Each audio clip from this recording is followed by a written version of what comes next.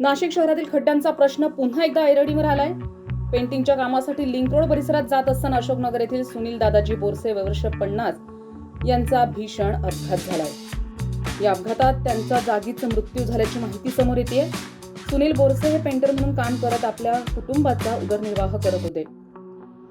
मात्र रस्त्यावरील खड्ड्यांमुळे झालेल्या दुर्घटनेने एका कुटुंबाचा आधारच हिरावलाय. या घटनेनंतर पुन्हा एकदा नाशिक शहरातील खड्ड्यांचा आणि रस्त्यांच्या सुरक्षिततेचा गंभीर प्रश्न समोर आलाय. खड्ड्यांमुळे हा 8वा बळी गेल्याचा दावा होतोय. प्रशासनाच्या कारभारावर नागरिकांमधून तीव्र संताप व्यक्त केला जातोय. सुनील बोरसे यांच्या पश्चात पत्नी, 3 मुली, वृद्ध आई आणि वहिनी असा परिवार आहे. घरातील कर्त्या व्यक्तीचा अचानक मृत्यू झाल्याने या कुटुंबावर दुःखाचा डोंगर कोसळलाय. कुंभमेळ्याच्या पार्श्वभूमीवर शहरातील रस्त्यांच्या कामांवर कोट्यवधी रुपये खर्च होत असताना नागरिकांच्या जीवाची सुरक्षितता मात्र कुणाच्या जबाबदारीची असा सवाल आता उपस्थित होतोय. संविधान न्यूज, नाशिक.